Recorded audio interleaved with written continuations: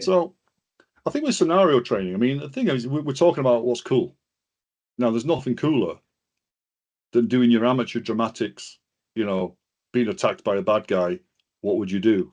Yeah. Insert on a bus, in a nightclub, in a street, at home, insert scenario there. Fantastic. Yeah. And it's usually seen as being the absolute pinnacle of training. All right. And, well, it is in that context. But then you've got to establish the context of it. Is in your scenario training, is it just that you always have a fight? If that is the case, then just spar or do something similar to that. Yeah, you get much more lengthy exchanges sparring than you would in scenarios. Yeah, I mean, you've got to look at, again, we start looking at training logistics now. Yeah. I mean, there's certain practices. You remember, I like it when people come up with, we train cutting edge stuff. We spin people around until they're dizzy, and then we throw them in, and it's like, come on, that's not cutting edge. And also, the problem is, how long does it take you to do that per person, and how many people are in the class? Yeah. So everybody's going to get a chance of doing this amazing, and it isn't, training drill once. That's not training. Doing something one time is not training. No. You need at least three run-throughs of anything to get any kind of pattern. Yeah. As a sample size. So you're not just getting an outlying fluke as a result, Yeah. Minimum of three, and three would be laughed at if you were a scientist. How many subjects did you have in the experiment? He said three. Yeah. Yeah, you could go. The door's over there, Yeah. So the logistics of setting up a good scenario, it is like an amateur dramatics production, isn't it? You need the props, you need the guy, you need the briefing for the guy, you need the preamble of what's going to happen, and et cetera, et cetera, et cetera. I don't think it's good for training. It's good for testing. Yes. If you know what I mean. I design drills that are very short, very easy to reset, so you can go again. Yeah. Because it's about reps, isn't it? Yeah. So they might not be, like I say, realistic in many people's minds. All right. In that, if we want to do a drill where we're on unstable footing, well, we don't have to all get on a bus and drive up to a mountain and train in the snow. No. I'll just get a big gymnastics crash mat and put it on the ground, and guys can work on that.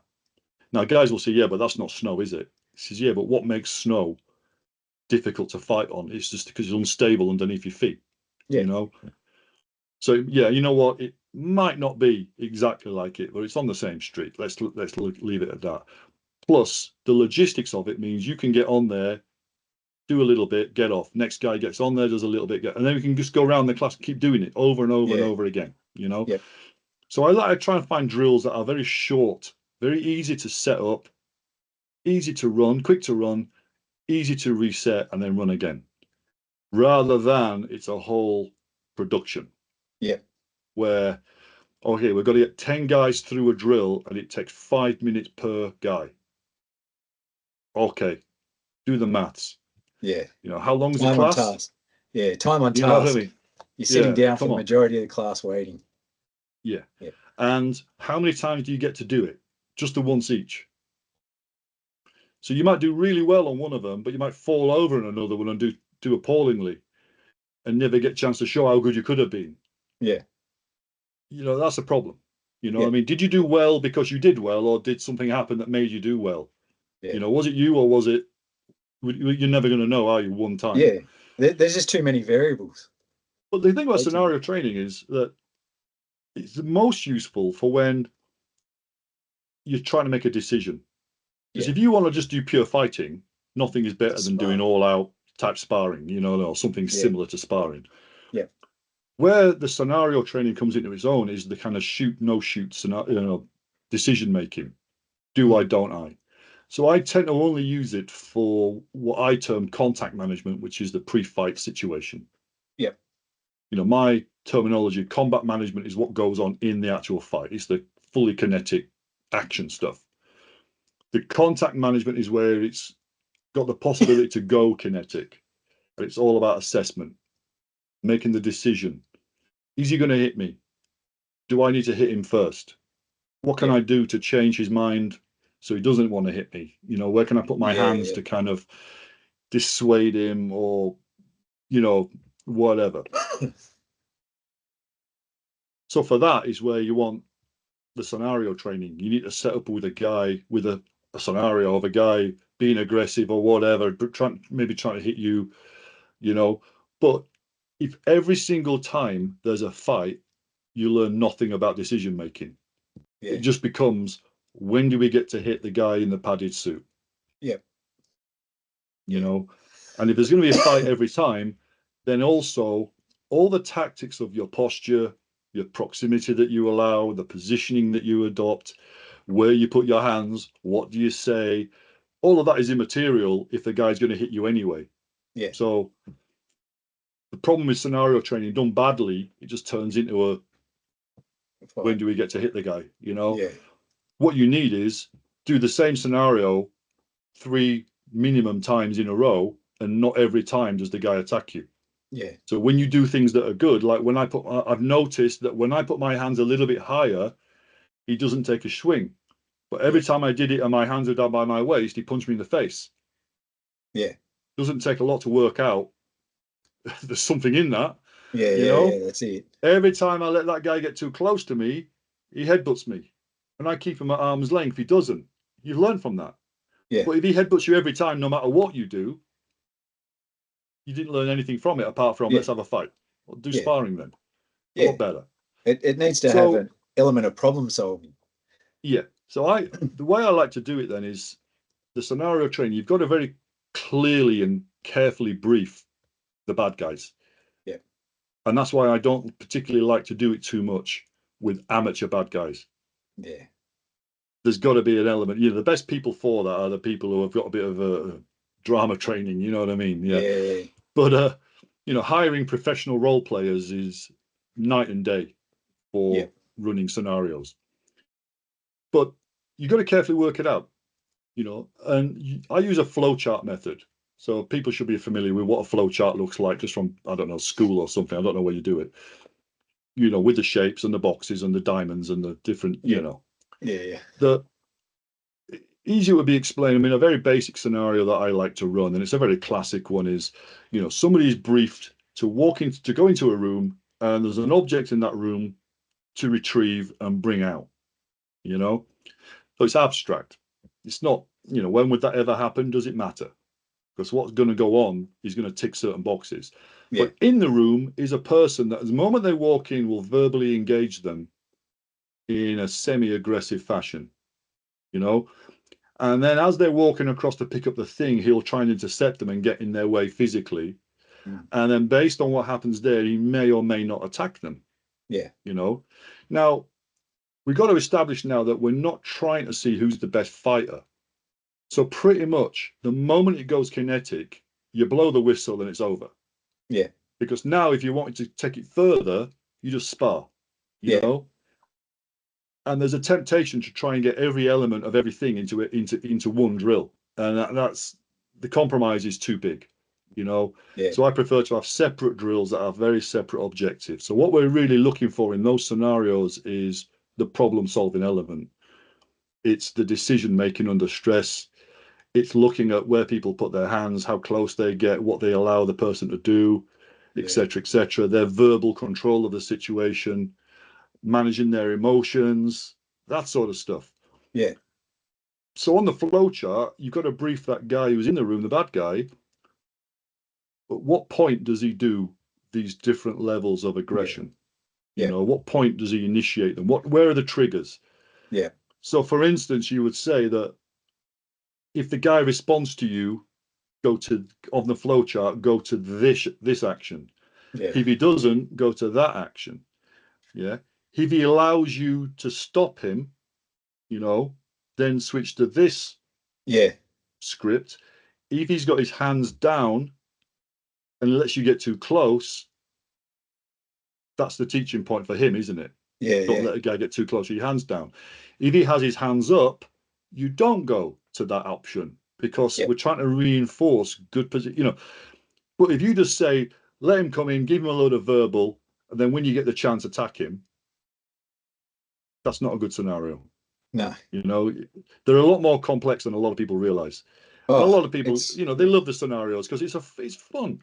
yeah, You know, yeah, having a scrap on a bus or yeah, in a nightclub, bags of fun. Who doesn't want to do that? yeah. And you get the Absolutely. flashing lights and the smoke, and you make it realistic, and some Yeah. music on in the background.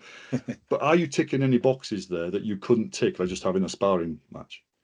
No. The real beauty of the scenario is you're training the brain more than the hands and the feet Yeah. and the body, you know. Yeah. And I think people miss that, and they make it all about the fight rather than Yeah. it's all about really not having the fight. Yeah.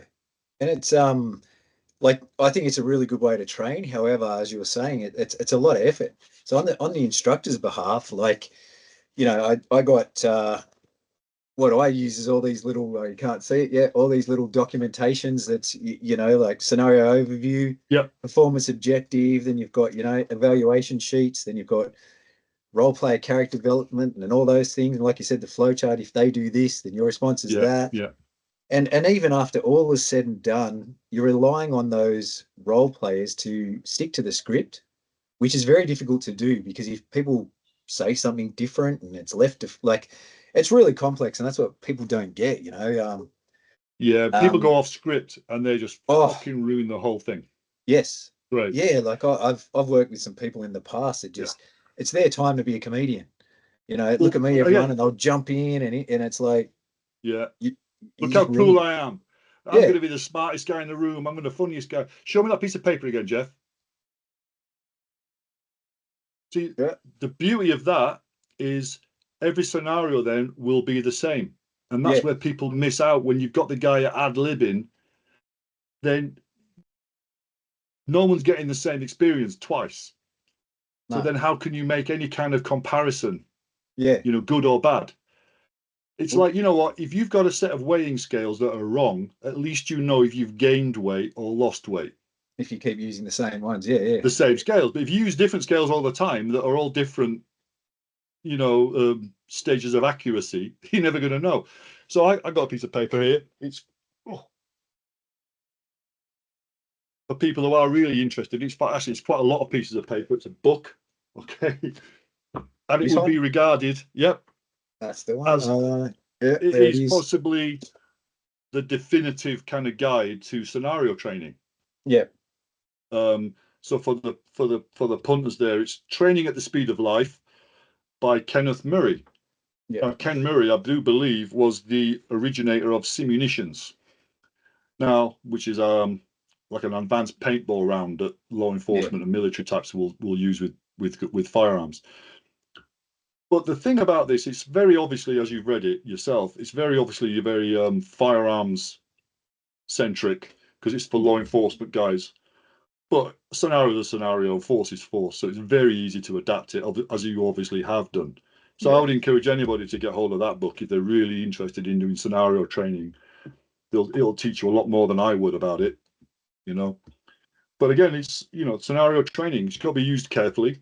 It's an extremely important tool, but if you use it for the wrong thing, it's wrong. There yeah, you go. The best answer in the world for the wrong question is the wrong answer. So yeah. And like you were let's saying, if I do a class and a class is an hour, and if I have 10 people, they're doing 5 minutes of training each, and it's time on task is important.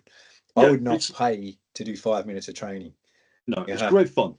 It's yeah, great fun. If you got told, right, we're going to test today, you've got to do this scenario, fine. But yeah, it's not, you can't call it training. That's the no, thing, you know. Um, and again, I'm very much of I learned a long time ago that don't try and put everything into one drill. yeah, You know, uh, the compromises you have to make for safety, for starters. I mean, if you said to the guys on the scenario training that you've got to hit the guy as hard as you can, if you're going to preemptively strike him, we want to see your power. It's like, no, we don't. We've yeah, got better drills yeah, for that, yeah, yeah, to work power, fuck's sake. yeah, Because that's when you start having to wear those crazy massive helmets that are bolted to the torso to take yeah, that impact. But then you've got a guy who can't move realistically. So that's the compromise. yeah, You know, yeah, and doesn't fulfill the correct visual image either of what a person will look like because they look like an yeah, alien from outer space. So if you try and pull every aspect in, we want to work power, we want to work speed, we want to work decision making, we want to work fighting ability, and it's like, no, come on, Yeah. no, just have different drills. Use Yeah, the that's it. scenario training purely for that decision making under stress. You know, Yeah. the moment that guy lands that first shot and it goes kinetic, stop the drill. You've got better drills now to establish who's the best at fighting Yeah. with Yep. safety. Yeah. Yeah. Yeah. And That's also, if it. you're in a room that's got tables and chairs and shit like that, they will kill you. Yeah. And I'll tell anybody, watch the movie $1 Million Baby and see what happens when Yeah. a It's, person it's a hit. falls on the floor and their body goes all the way to the floor, but their head doesn't because it hits a chair or something on the way down. Yeah. You know, you can't have that sort of stuff going on. So Yeah. all that stuff, when I see people fighting on nightclubs and buses and things, oh, great. But the environment there is going to be more danger than the guy hitting you, to be honest. So, Yeah. we've got whole different protocols for that stuff. Yeah. There's a way to do it. There's a way to do it safe, and there's a way to. Yeah, it's not as easy as people think. There's a lot Well, of thought that has to it's go like into it. guys doing knife defense with real knives, Yeah. supposedly because they're being ultra realistic, where in reality they're trying as hard as they can not to stab the guy with the real Yeah. Pretty knife. much. So Pretty you much. have to change the parameters of what's going on so much because of safety. You might as well use a wooden knife because it'd be more realistic. Yeah. That's Yep. the irony of it, isn't it? Yeah. Yeah. That's it. It's Yeah, it has its place, absolutely. But like you said, testing. I just think it's a good means of testing. Like Mm. we use it. I think the way we mostly use it is we do like a little women's course where each week we cover different topics and things, and then we just put them in scenarios. But the scenarios could be they're in a nightclub and someone tries to spike their drink, Yeah. and so if they take the drink and drink it, bang. And I said, so it's that Yeah. teaching point. It's not. When when you're doing pre-deployment training to go into like a hostile environment, so you know, something like Northern Ireland used to be for us, or still is, or um, Iraq or Afghanistan or something, you'll do a period of pre-deployment training where you'll work up to that particular Yeah, environment. And a lot of there will be that there will be very realistic scenario training yeah, when you're firing, projectiles that are quite inert, the paintball type stuff. yeah, There's pyrotechnics going off, booms, bangs, flashes. You've got role players there coming out, giving you abuse and acting like the bad guys and acting like the population. So, do yeah, I, don't I? So it's fantastic.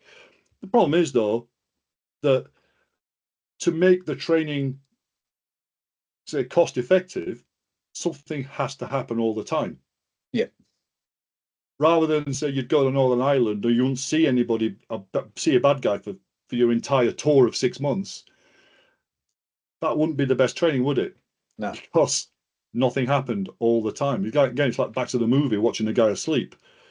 Yeah, that's not going to sell many tickets, that move to that movie, is it? no, So that's one of the things is that, in scenario training, something kind of has to happen, but also there must be periods where nothing happens. yeah, Otherwise, you're just programmed that as soon as you see a bad guy, he's going to get hit. yeah, So when guys walk in that room we talked about earlier and go over to the book, sometimes the guy will just say, "How you doing, guy? All right? Yeah, fine, thanks. Have a nice day." And the guy's walking in there, vibrating with anticipation and yeah, adrenaline, and then nothing happens, and he walks back out. Walks in again, nothing. Has a bit of a chat, lets him walks in again. Guy confronts him, and still nothing really happens though. And you keep working it because there has to be that contrast that yeah, there's not always going to be a fight. yeah, If there was, you're not learning anything about decision making no, and all the things we're trying to achieve: the positioning, the posture, the yeah. proximity, the It's presence funny. that you have, the It's funny. Yeah, communication. yeah. You're mentioning that. Like on the back of our women's course certificate, we've got the marking criteria, which is like a rubric. I guess as a school teacher coming out, where each little scenario, there's five. They just get a tick if they do it right. We add up the ticks, and like you said, positioning is one. Hand position is the other. Their attempt at de-escalation. So they can pass it and they can get 20 out of 25 without throwing a punch. The last couple of marks is how they flee or whatever. But all those other things are just so much more important, and that's what we try and Yeah, hit home. Like we're under no aspersions that they're going to be good fighters or anything, but it's more about good decision makers more so than anything. And it makes a lot of sense. But yeah, it's just hard, like you said. People managing people is just so difficult. People have their own ideas and things, and get lost in the moment. And I think a there's so lot of it many again is variables. if you try and make it too complex, Yeah, then you're leaving the door open there for too much interpretation. yeah, And it's fine that people want to do that. It's great. However, we need it to be consistently done the yeah, same way every time so we can get some sort of a data point on, under the same circumstances, these were the pros and the cons of what you did. yeah. And if it's constantly varied, the scenario, you never really know where you were. You never No, did you do anything right? I don't know. You know, if you've got exactly the same script each time, yeah, or a selection of similar scripts yeah, that, you either get the A, the B, or the C model of when you walk in, yeah, you've got something to work on. You've got a comparison to make. If you yeah, don't have that, then it's just great fun, yeah, and it's yeah, high fives and group hugs and beers afterwards. You know what I mean? We all had yeah, a great time. But what progress are you really going to make out of that? yeah, That's the difference, isn't it? yeah. And that was the hardest thing with the web series was yeah, accounting for those differences, how people would speak. Some people their initial response would be aggressive as opposed to someone else, and then that changes the dynamic and the outcome. And it's just, yeah, it's that's the one thing I'll say is the scenarios Well, were that's not yeah. the same for everyone, but that was because of it's really difficult But to that's again, manage you've them. got to be very comprehensive in how you plan your scenarios, haven't you? Because if you get Yeah, somebody who walks, again, we'll use that example of the guy walking in a room, and if the guy walks in the room and starts acting aggressively towards the other guy, then that guy has to be briefed. Okay, if he does that, now now we do this. you've got Yeah, the yeah, you got the green so light. you've got to be very, very comprehensive and kind of preempt very key behavioral kind of patterns that they may follow when they walk in. Yeah, Are they going to be aggressive? Are they going to be assertive? Are they going to be passive? yeah, So those are the three ones I use. yeah, Because what you're really looking for is the assertive guy. yeah, Passive guy gets bullied, yeah, pushed into a corner, penned into a corner, so he has to do something. The aggressive guy gets immediately confronted because basically he started the fight. yeah, So yeah, yeah, it's one of those things, isn't it? You know what I mean? That if you're the aggressive one in a fight, well, it's a fight all the time. yeah, Every fight's a fight. Every situation's a fight if you take it. If you bring yeah, it. yeah, What you try to teach is that assertive person that doesn't allow himself to get interrupted, doesn't allow himself to get bullied, but doesn't overtly offer any aggression himself. He yeah, doesn't pour fuel on the fire, so to yeah, speak. yeah, 100%. Yeah, So though you've got to brief the guys on these are your possible people walking in. They're going to be aggressive, in which case do this. They're going to be passive, in which case do that. If they're assertive, though, they play along, and the guy reinforces. Okay, every time I'm assertive, I don't get the shit. yeah, When I'm aggressive, I get it immediately. When I'm yeah, passive, I get it eventually. yeah, But when I'm assertive, I kind of walk in and do the task and walk out. yeah, That's the ideal scenario, and that's what that ticked the boxes that scenario is meant to have. yeah, You know, yeah, but again, fight every time. What's the point? Just spar. yeah, that's it. Yeah, you're just doing fancy sparring with a lot of props, aren't you? That's all you're doing. If it's a fight That's every it. single fucking time. Yeah, Yeah. yeah, And a lot of effort for the person that's organizing it. Too much. yeah, yeah, Yeah, and danger, and yeah, danger. Yeah. yeah.